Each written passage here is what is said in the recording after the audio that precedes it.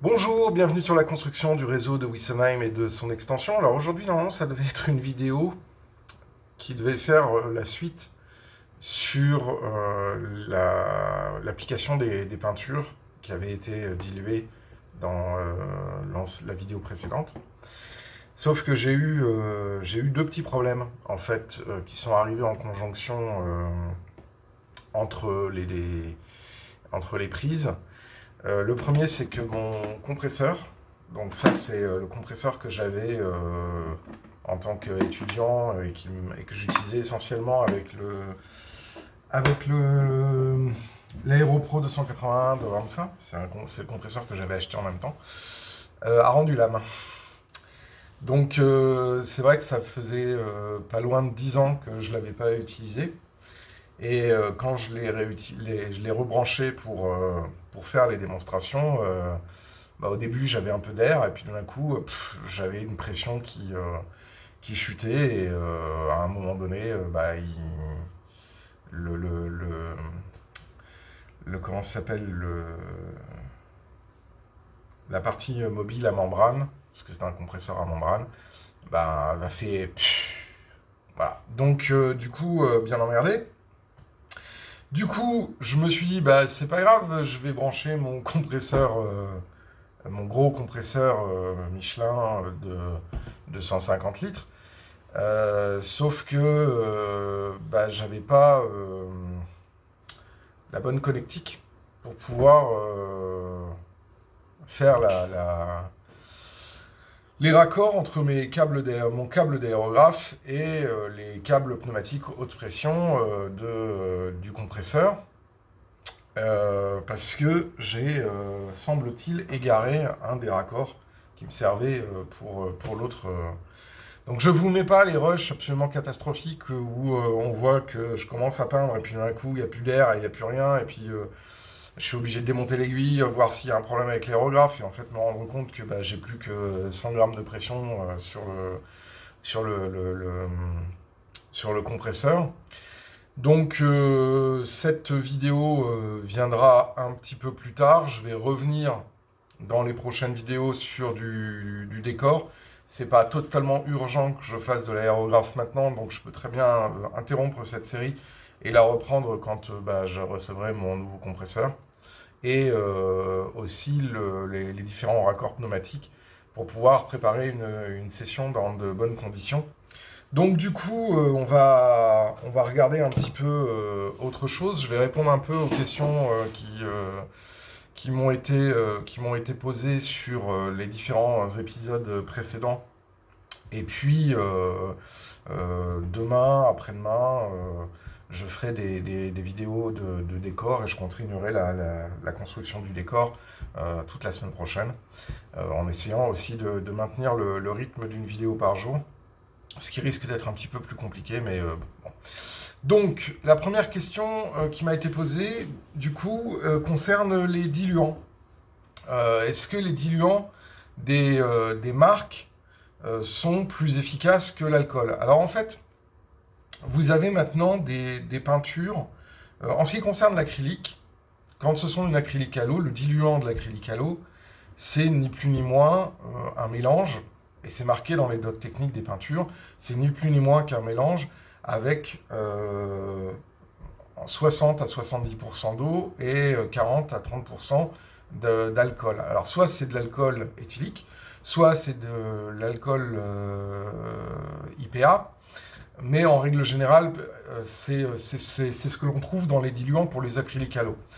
L'alcool en fait a une fonction assez simple, c'est que elle permet une meilleure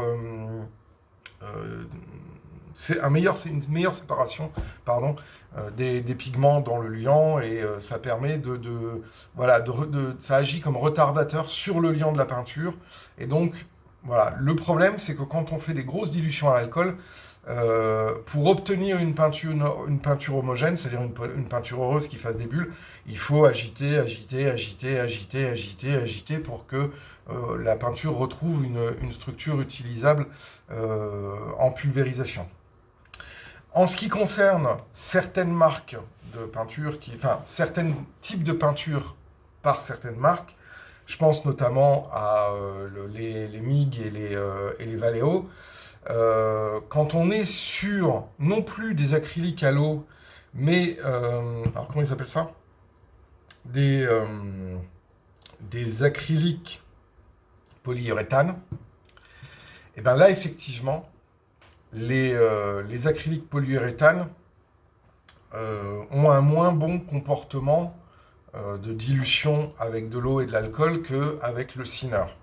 Parce que effectivement, dans le liant, il y a des comment ça s'appelle, il y a une résine polyuréthane à l'eau, et cette résine polyuréthane à l'eau accepte moins bien la dilution, et c'est le retour en fait que j'ai eu hier lors des tests avec l'aérographe qui ne fonctionnait pas.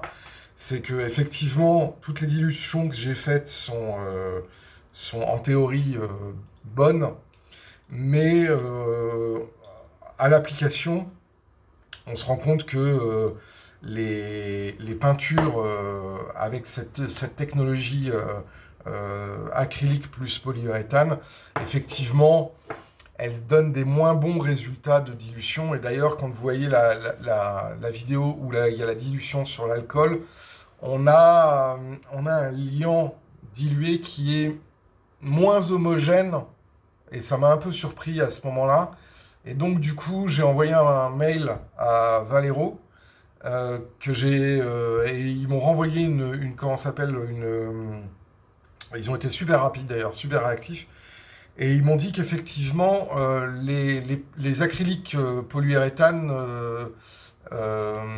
il était fortement conseillé de garder les diluants de marque. Alors moi, je l'avais pas, je leur ai demandé effectivement quel était le type comment ça s'appelle, d'additifs qu'ils avaient rajouté dans leur diluant. Et là, en gros, ils ont dit, bon, bah, c'est de l'alcool butoxylique, donc voilà, et comme c'est super chiant à en trouver ce type d'alcool-là, voilà. C'est vrai que l'alcool éthylique particulièrement, enfin, elle a donné des résultats, hein, puisque j'ai quand même réussi à faire ouais, avant que l'aérographe meure, j'ai quand même réussi à faire quelques démonstrations. La peinture tient bien, et il n'y a pas de problème, hein. Bon, malheureusement,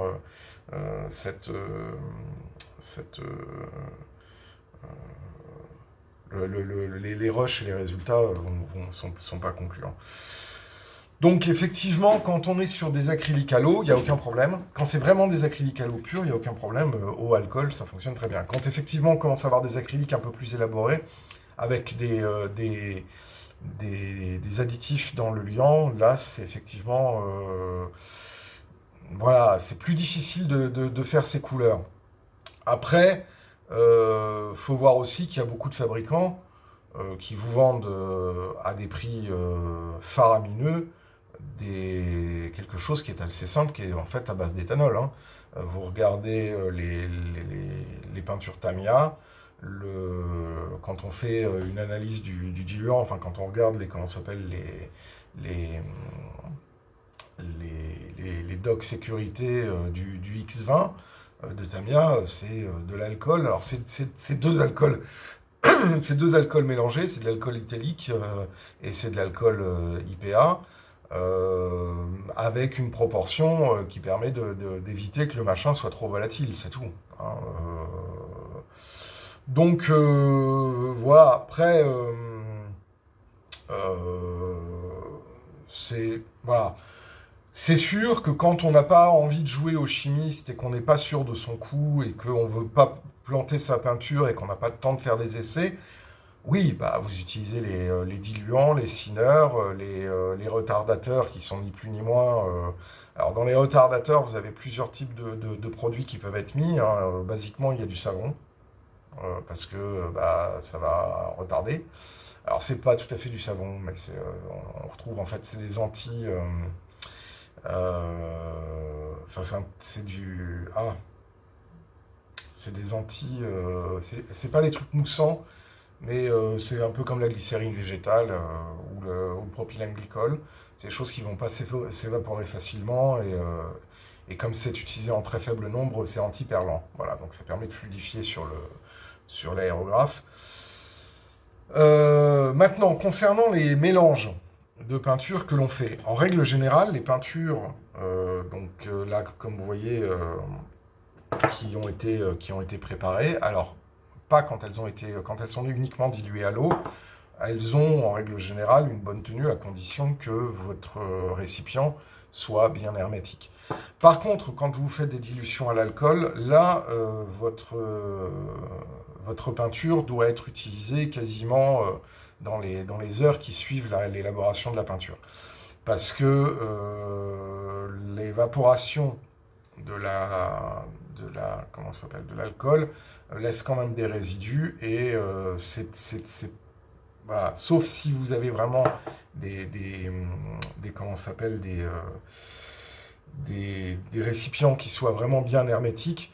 Mais là, cette peinture-là, comme je n'ai pas pu, j'ai pas pu l'utiliser et que j'aurai certainement pas le temps de l'utiliser ce week-end, elle va être bénée ainsi que celle-là, hein. Donc les deux petits mélanges que j'avais fait de dilution par rapport à mon marron qui n'avait pas été dilué, enfin uniquement légèrement à l'eau, ces deux-là, elles ont une durée de vie de ouais, 24 à 48 heures. Après vous prenez un risque d'avoir un mélange qui est perdu ou un liant qui arrive plus à se tenir. Donc ça, c'est la question. En ce qui concerne les primeurs, petit ajout, il ne faut pas confondre primeur et filler. Un primeur, c'est vraiment une peinture surfacique qui va avoir pour mission, et c'est ce qu'on lui demande, et c'est ce que je vous ai dit dans la dernière vidéo, vraiment d'égaliser et de faire un film résistant sur lequel on va pouvoir peindre quelle que soit la surface qui est en dessous. Par contre, les fillers, ce sont des peintures qui peuvent être poncées et qui viennent rajouter de la matière. Donc il ne faut jamais utiliser des fillers quand on veut faire un film de préparation, parce que là, le filler, lui, il va vous bousiller des détails. Voilà. Donc du coup, c'est sûr que quand on regarde un petit peu les différentes techniques, bah, il faut vraiment être attentif sur ce qu'on veut faire et comment on prépare son objet à peindre, avec quel type de peinture, etc. Alors maintenant, moi, je vous ai parlé, quand j'ai créé les couleurs, d'un point de vue coloriste. Je connais très très mal, parce que je les ai utilisées que vraiment à la marge, n'étant pas un maquettiste, dans le sens je ne fais pas des maquettes, et c'est ce que je vous avais dit, j'ai pas utilisé énormément de gammes de fabricants qui font des couleurs spécifiques et qui ont des gammes spécifiques. Par contre, et là où j'ai un peu râlé auprès de Decapod, par exemple, c'est que sur Decapod, et ça je les ai appelés, et ils m'ont dit oui, le patron revient la semaine prochaine, et je vais le rappeler parce que là c'est scandaleux. Normalement, vous devez avoir les docs techniques de vos peintures pour savoir quelles sont les compositions des additifs dans vos peintures. Et moi, j'ai été très très surpris avec une acrylique à l'eau de chez Decapod qui réagissait très très mal sur certains matériaux parce que certainement la dilution que j'en ai fait a détruit le liant et rendu l'application de la peinture quasiment impossible. Donc là, je leur ai dit qu'il fallait quand même qu'ils le fassent parce qu'en plus, c'est obligatoire. Et pour justement, quand on prépare des couleurs ou qu'on utilise des couleurs, c'est important d'avoir autre chose que ce qui est marqué sur le petit pot, qui vous dit généralement très peu de choses. Voilà, donc ça c'est un peu l'épisode. Alors je vous ai pas parlé, du coup je vais vous en parler d'un outil qui est très pratique quand on a un aérographe, c'est donc le nettoyeur, qui permet à la fois de faire de la projection, c'est-à-dire qu'on met du diluant ou de l'alcool, et on presse, et donc du coup on a une chambre qui vient collecter les bouts de peinture lors du nettoyage. Je ne vous ai pas parlé non plus, et ça je ferai certainement une vidéo spécifique de nettoyage de ceci par exemple, qui est un racleur de buse. Est-ce que ça va bien prendre? Hop. Voilà. Donc c'est un racleur de buse qui permet de décoller les résidus de peinture dans les buses. Et puis les écouvillons pour nettoyer les godets, les tuyauteries de godets, etc. Donc ça, c'est des choses qu'on doit avoir en maintenance de l'aérographe. Je ne vous ai pas parlé non plus des différents comment ça s'appelle, techniques pour nettoyer rapidement son aérographe, et en ce qui concerne les différents réglages. Donc ça, je referai certainement une vidéo quand j'aurai un peu le temps et que j'aurai eu un aérographe utilisé en usage. Voilà, donc vraiment je suis désolé parce que j'avais vraiment envie d'utiliser l'aérographe ce week-end. Je suis vraiment désolé que j'ai eu ce coup de Murphy qui a un peu contrarié mon emploi du temps et donc mon conducteur de vidéo que je voulais vous faire. Ce n'est que partie remise. Du coup, je referai une vidéo avec d'autres teintes directement que j'appliquerai sur le décor. Dans les vidéos qui vont venir, nous allons avoir l'équipement de cette voiture. Donc c'est une A9 Roco avec un truc qui me hype vraiment et qui va être reçu la semaine prochaine, qui est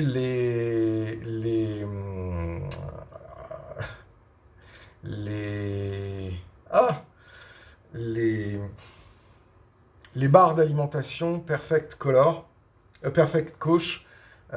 Du coup, on va avoir un démontage de cette voiture, l'installation de la rampe lumineuse Perfect Coach, et certainement de la peinture à l'intérieur pour peindre les compartiments et mettre des personnages, l'alimenter, donc rajouter des prises capteurs de courant, et donc du coup éventuellement, si j'ai le compresseur, s'occuper de la patine de ce wagon, de cette voiture, pardon.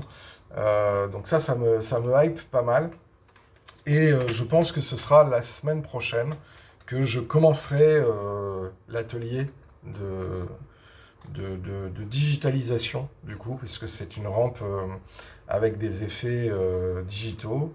Donc c'est un produit que j'avais envie de tester. Alors si ça me convient, je le mettrai sur l'intégralité de la RAM 8C Y que je suis en train de constituer. Si ça me hype pas trop, je la garderai, puis je mettrai simplement des rampes de LED sur les autres voitures, parce que ça coûte quand même 35 €, pardon. Donc du coup, voilà. Bon, et bien écoutez, je vous souhaite à tous et à toutes une très bonne journée. Je vous dis à très bientôt pour donc la continuation du décor sur la passerelle là-bas, avec de l'application d'herbe statique. Et puis encore désolé de devoir mettre un petit peu en pause tout ce chapitre aérographe pour des problématiques techniques. D'ici là, à très bientôt. Ciao!